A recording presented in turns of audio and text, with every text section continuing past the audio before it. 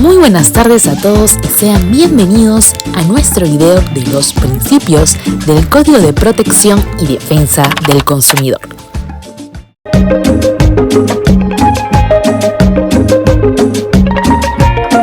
El Código de Defensa y Protección del Consumidor está diseñado para proteger nuestros derechos como consumidores. A través de principios claros, busca asegurar que nuestras decisiones en el mercado sean libres, informadas y justas.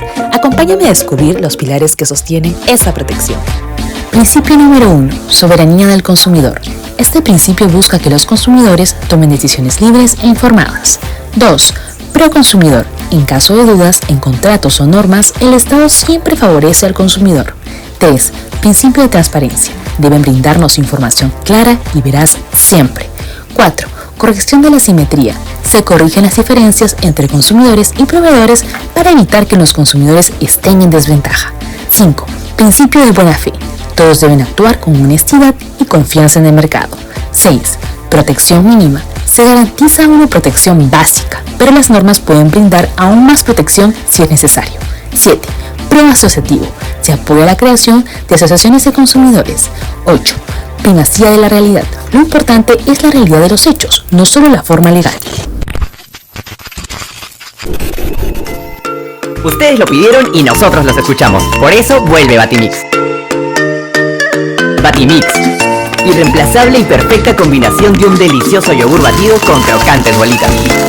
Chiquitas, como a ti te gustan, para que no te das bola y sigas disfrutando del sabor más rico y libre de octógonos. Batimix.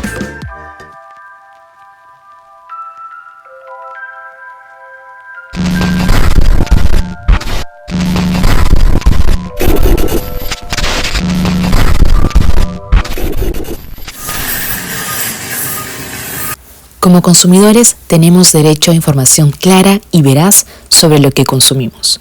No todo lo que se promociona es necesariamente bueno para todos. Protege tu salud y toma decisiones informadas.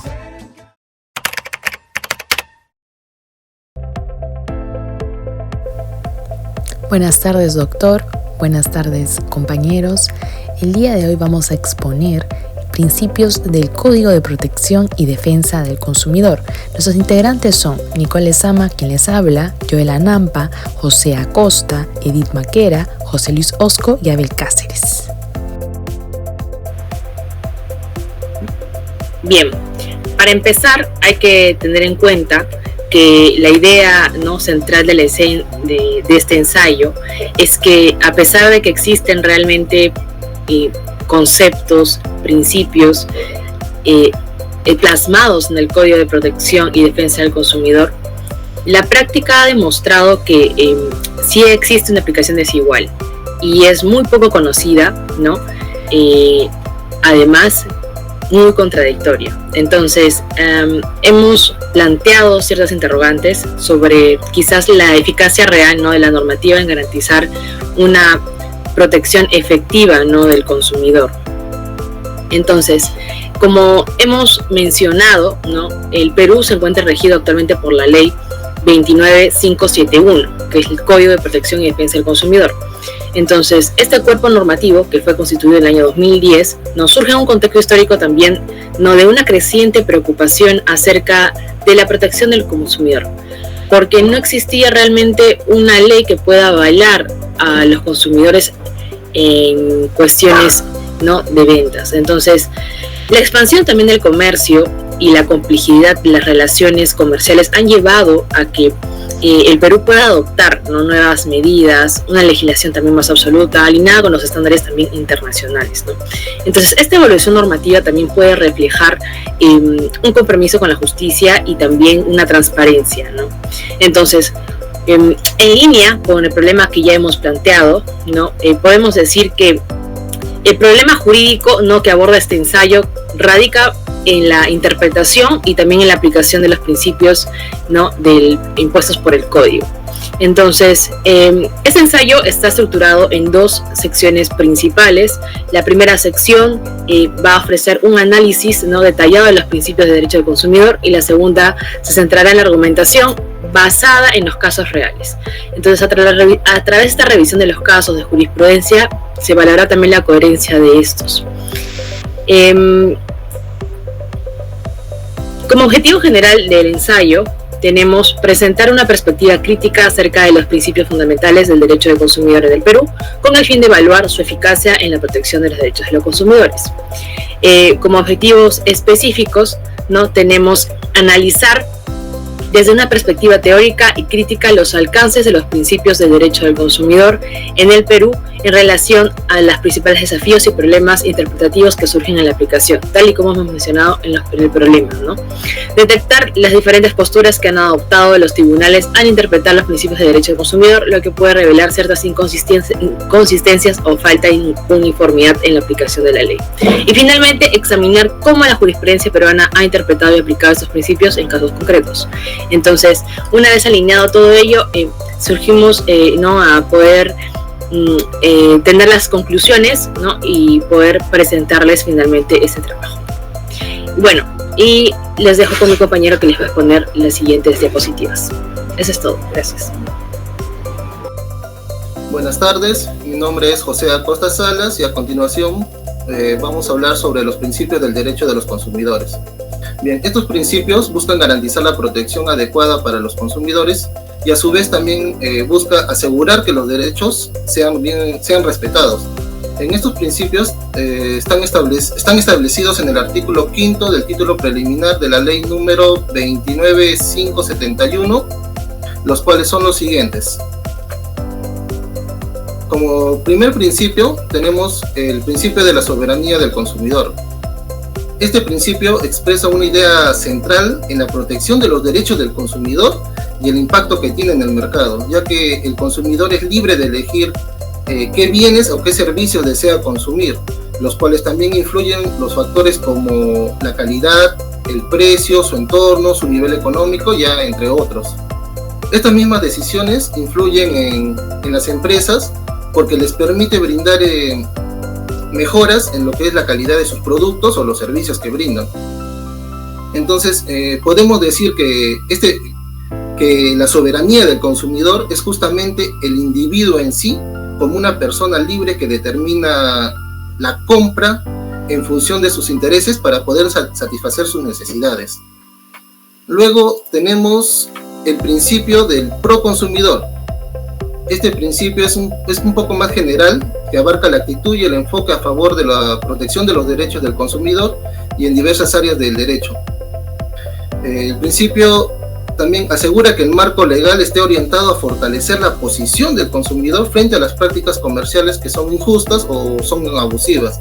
Dentro de este principio proconsumidor tenemos también el principio del indubio proconsumidor, que significa, en caso de duda, debe fortalecer al consumidor, debe favorecer al consumidor. Este principio fundamentalmente se aplica en los denominados contratos de adhesión, ya que estos contratos contienen cláusulas establecidas unilateralmente por el proveedor y pueden ser redactadas en contra de los derechos del consumidor. Inclusive en estas cláusulas se pueden observar lo que son las conocidas cláusulas abusivas. También tenemos lo que es, como un ejemplo, tenemos una jurisprudencia con el expediente número 01865 del 2010. En esta jurisprudencia podemos observar que el actor es el señor Arturo Ernesto Cárdenas Dueñas, que está recurriendo al Tribunal Constitucional, donde interpone una demanda de amparo en contra de Ocinermin y en contra del servicio de luz, que es Luz del Sur, en este caso la empresa. Acá el actor alega que es hermano el actor junto a sus 5 hermanos son integrantes de una sucesión de su fallecido padre, el cual es titular de un inmueble, en la cual el actor desea que la empresa Luz del Sur le suministre un nuevo medidor para su propiedad. También alega que el actor tiene posesión del bien inmueble.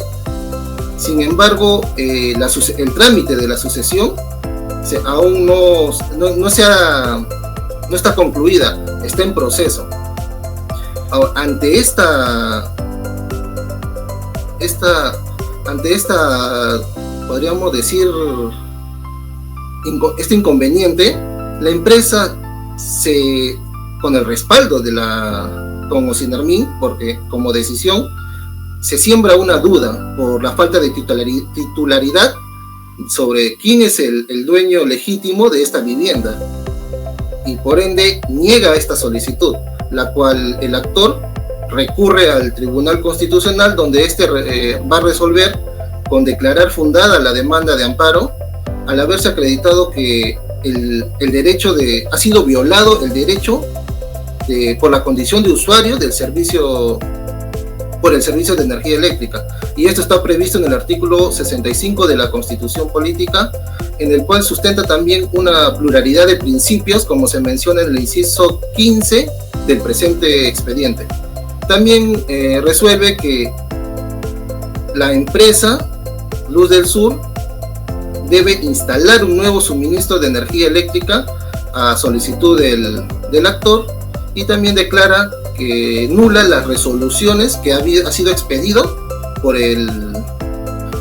Ocinermin. Bien, gracias. Bien, ahora pasamos al principio de transparencia, que está ubicado en el numeral 3 del artículo 5 del Código de Protección y Defensa del Consumidor, que va a consagrar que la transparencia es un principio fundamental en las relaciones comerciales, tanto desde la perspectiva del consumidor como de la del proveedor, destacando dos aspectos claves donde entra la claridad en la información y la adecuación de la comunicación entre estas partes involucradas. De acuerdo con la definición de Cabello en el 2015, la transparencia busca garantizar que los consumidores reciban información clara, completa y veraz sobre los productos y servicios. Esta claridad proviene del engaño y la manipulación por esta competencia. Es decir, la transparencia va a actuar como una barrera contra la publicidad falsa o incompleta, asegurando que los consumidores puedan tomar decisiones informadas. Por otro lado, tenemos a Enríquez, que nos dice que la transparencia implica un enfoque directo y claro sobre las intenciones de ambas partes. Esto va a facilitar una comprensión precisa de sus expectativas y obligaciones. En otras palabras, asegura que ambas partes tengan un entendimiento claro en los términos y condiciones de este contrato, promoviendo así una relación equilibrada.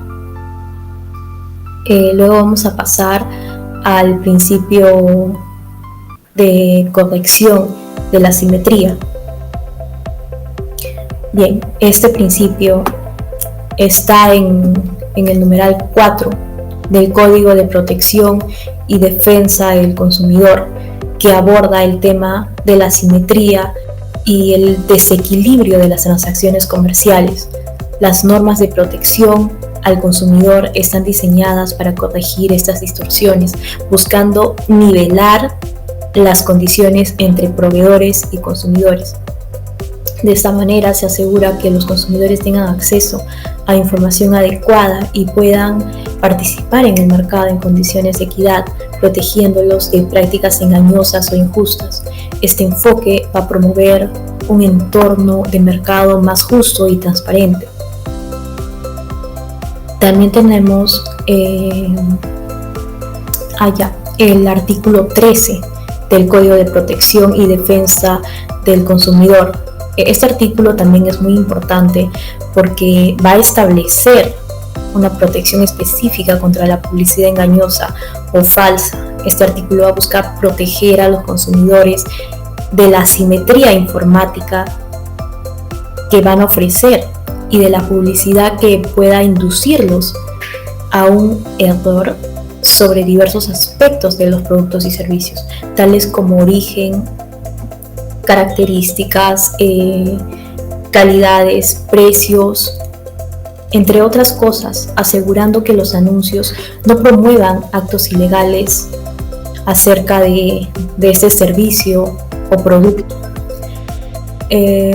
La protección al consumidor en relación con la publicidad busca equilibrar el mercado y garantizar que la información proporcionada sea veraz y completa, evitando así la manipulación a través de prácticas engañosas. La publicidad es un motor de competencia y un medio para que los consumidores obtengan información. Esta información no debe contribuir a la simetría informativa, promover prácticas comerciales más justas y éticas.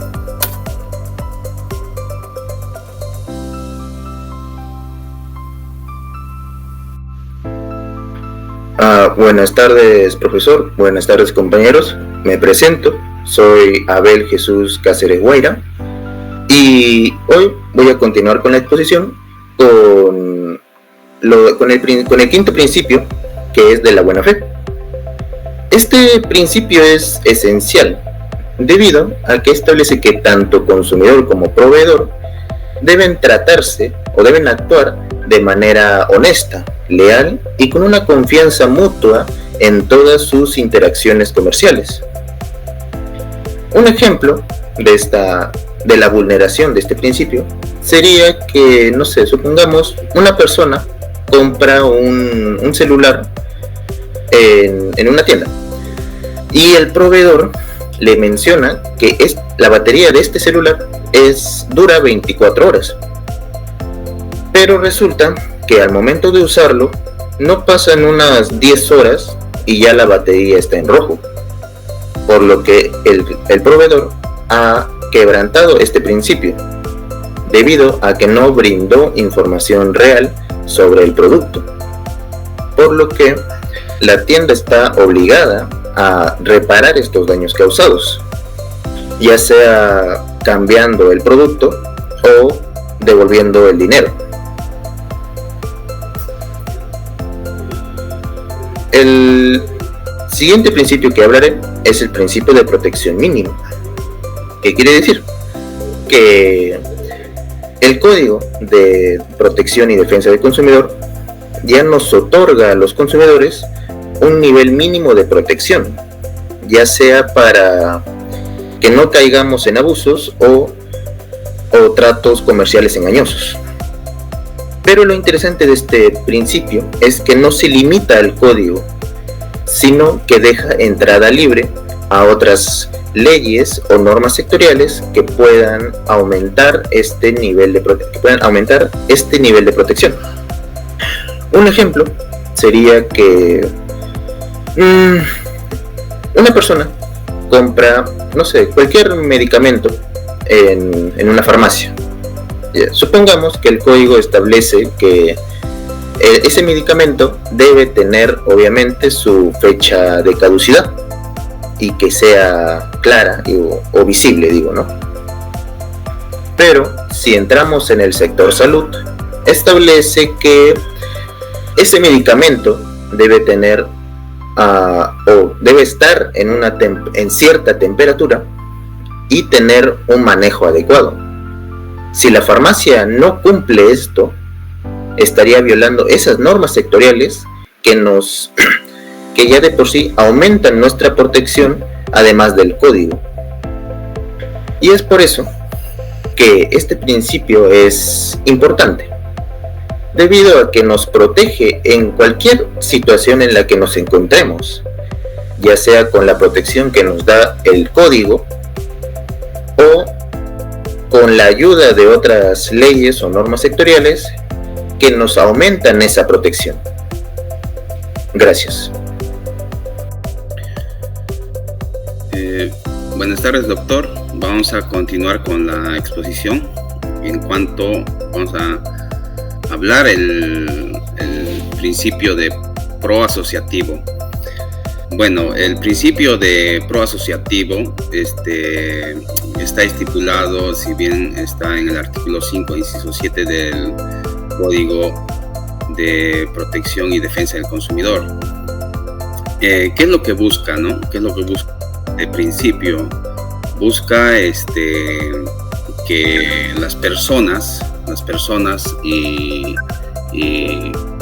los en sí puedan asociarse colectivamente y para así poder fortalecer la actuación individual, ¿no?, que se tiene cada uno. También está en el artículo 65 de la Constitución, en donde apoya a la sociedad en sí para que se puedan actuar en conjunto y de la misma forma puedan estar informados. Y tal es así que esta organización colectiva permite que los consumidores puedan tener información entre grupos de personas, caso que puedan dar frente a una mala información del producto, ¿no?, a los consumidores. Entonces, esta asociación de consumidores puedan, a la hora de enfrentar asuntos legales, puedan enfrentarlo colectivamente, y esto va a facilitar a que esta asociación de consumidores van a abaratar costos, de la misma forma van a estar informados y van a accionar al momento de defenderse, ¿no? Ahora, este principio también estipula, ¿no?, que la defensa corporativa, de que cada uno de los individuos van a estar informados para poder hacer frente y proteger sus derechos como consumidores. Y también estas prácticas comerciales potencialmente muchas veces hay engañosas, que también estas asociaciones van a ayudar a los consumidores a entender también sus derechos, a negociar sus condiciones justas, y esto ha servido también, muy recientemente lo que hemos podido ver es en cuanto a lo que hemos tenido la pandemia, ¿no?, una crisis que ha afectado a muchos. Entonces, estas asociaciones de consumidores han podido analizar y visualizar si los productos que se están aplicando son esenciales y efectivas para la sociedad, y han estado defendiendo incluso al ciudadano. Y este principio también de los consumidores sin este principio los consumidores tendrían limitaciones, ¿no?, significativas en su capacidad de negociar, de defenderse. También muchas veces estas asociaciones influyen a poder difundir en cuanto a los derechos que les compete a todos los consumidores, ¿no?, a los ciudadanos en sí. Ahora vamos a continuar que este principio, sin la existencia de este principio, estaríamos prácticamente solos, porque este principio nos conglomera, nos asocia como personas colectivamente. Yo creo que es muy esencial este principio de proasociativo en protección efectiva para el consumidor, y también apoya a la ciudadanía para poderlo realizar, ¿no? También en cuanto a lo que es el principio de la primacia de realidad. Este principio de primacia de la realidad está justamente en el artículo 5, inciso 8 del Código de Protección de Defensa del Consumidor. ¿Qué es lo que apoya este principio de primacia de realidad? Este principio fomenta a que justamente ve el fondo del asunto, ¿no? No casi la forma como es, porque, por ejemplo, hemos puesto un ejemplo como la campaña de Nestlé, ¿no?, que fomenta, prácticamente está dirigido a los jóvenes, a los niños, a los adolescentes, para que puedan consumir chocolates, ¿no?, o por decir, ¿no? que ofrecía, ¿no? Bajo el lema de entra a la fábrica y llévate todos los chocolates que puedas ver, ¿no? Y más 1.000 soles. O sea, este anuncio es atractivo, ¿no? Es inofensivo, la presentación como lo realiza, pero sin embargo, en el fondo del asunto podemos ver cuál dañino hace al joven, al adolescente o al niño, ¿no? Porque está fomentando el consumo. Entonces, primacia de la realidad en sí ve cuál es el fondo del asunto, ¿no? Que contiene, puede ser muy aparte de la publicidad que se está dando, hace que se vea estos productos realmente son dañinos para los jóvenes, para los niños. Entonces, si analiza, y los entes reguladores van a tener que verificar y ver si estos productos son en altos, productos altos en azúcar, en grasas saturadas, ¿no? Entonces, van a afectar al público joven y por ende lo que podría tener los adversos a futuros, cuál serían en nuestra salud, y también este principio de primacia va a permitir que las autoridades puedan actuar adecuadamente, evalúen la naturaleza de la campaña y su verdadero impacto que hace a los jóvenes. También podemos ver es en cuanto a las consecuencias para proteger, o sea, la primacia de realidad va justamente a las consecuencias para proteger los derechos del consumidor en sí. Una de las cuales son que hemos podido ver, incluso todos hemos visualizado en las noticias, ¿no? La sanción que dio a Gloria y Nestlé, ¿no? Con una multa de más de 4 millones por publicidad engañosa, cuando justamente mencionaba en sus publicidades, ¿no? De esta marca Nestlé de Perú S.A., de promover la venta de lácteos 100% leche. Entonces, sin pensarlo dos veces, las personas ven a la hora de comprar, asumiendo que es leche, ¿no? Leche de vaca. Hasta yo me lo he creído. Ahora que han pasado el tiempo, hemos podido analizar que no es efectivamente leche, ¿no? Entonces, no, eso también es un actuar desleal, ¿no? Una competencia desleal con los verdaderos ganaderos que venden leche pura. Entonces, ahora han podido la primacia de realidad, ¿qué es lo que ha hecho, no? Ver y analizar el fondo de esta publicidad, ¿no? Analizar cuál ha sido cuál es el fondo del asunto. ¿Realmente es leche? Entonces, este principio de la realidad, ese es fundamental para esto, ¿no? Y se ha aplicado este principio de la realidad.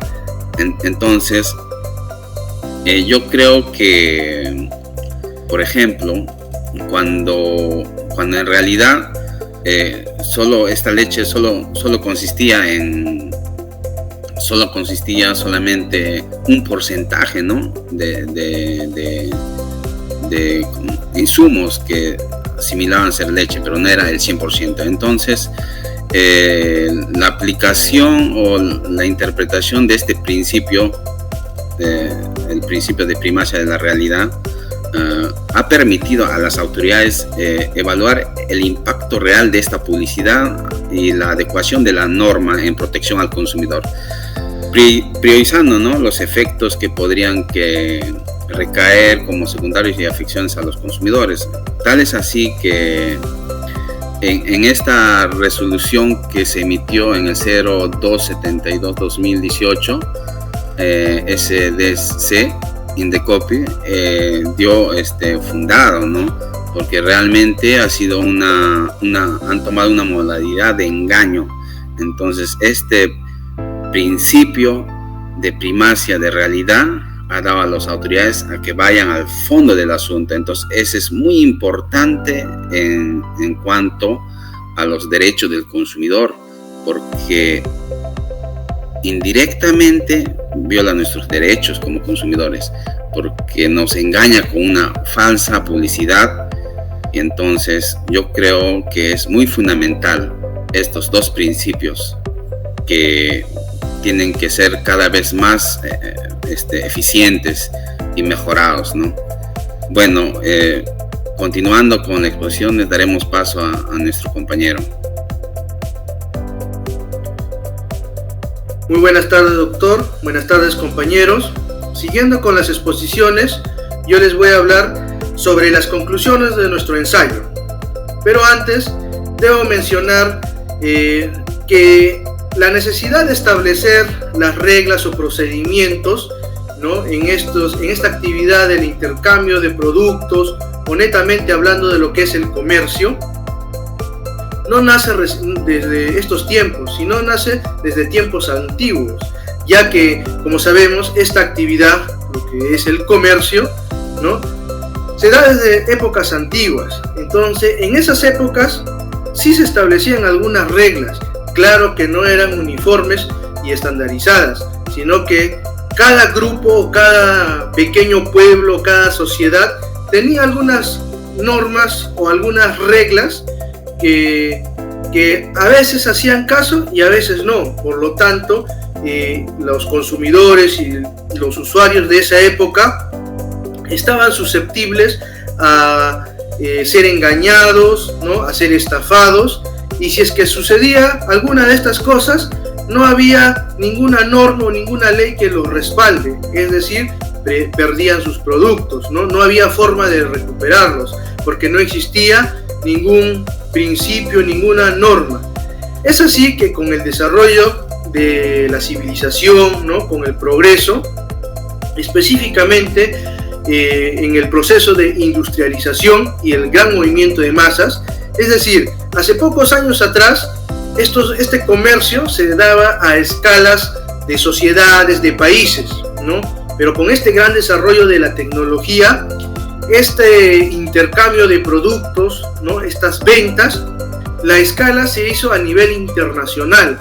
Por lo tanto, era necesario, ¿no?, establecer normas y uniformizarlas, y sobre todo establecer los principios, ¿no?, que ya se ha tocado en la exposición, los cuales estos principios son las columnas vertebrales o las bases para la protección del consumidor, ¿no?, y de los usuarios, para que no estén desamparados, ¿no?, y puedan gozar de ese derecho, ¿no?, de consumir de repente sin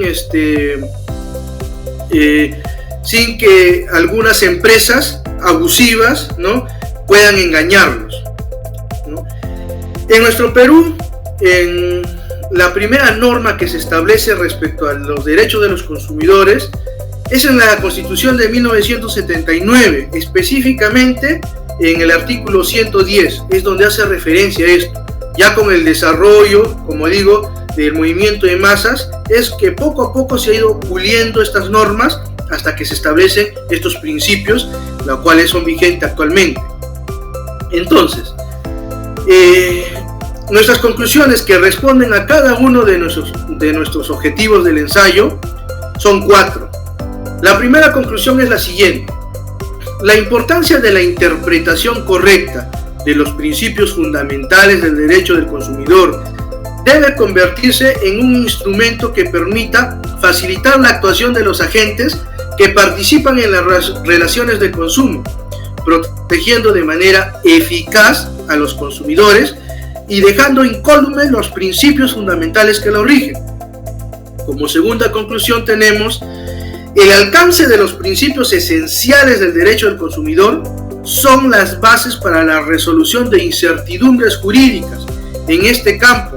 Además, que cada principio debe complementarse entre sí, fortaleciendo las relaciones entre proveedores y consumidores, y en el marco de un sistema nacional integrado de protección al consumidor, en el que Indecopi, como autoridad nacional, se encuentre fortalecido para la defensa y la protección de los derechos del consumidor en salvaguarda del interés general.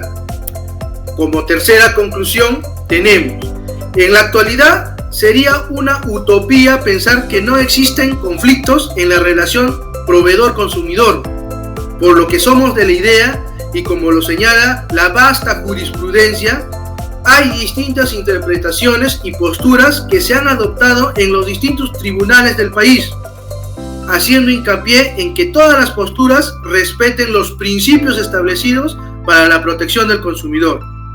Como cuarta conclusión, el presente ensayo ha llevado a determinar aspectos relevantes sobre los principios básicos que rigen la teoría de los derechos del consumidor, a través de distintas interpretaciones de las jurisprudencias en casos concretos, permitiendo realizar un análisis crítico cuando se encuentran en oposición con otros derechos fundamentales o principios constitucionales, resolviendo incertidumbres jurídicas, permitiendo la satisfacción de los derechos fundamentales de los consumidores y de los usuarios. Bueno, eso sería todo con el grupo 2. Muchas gracias por su atención.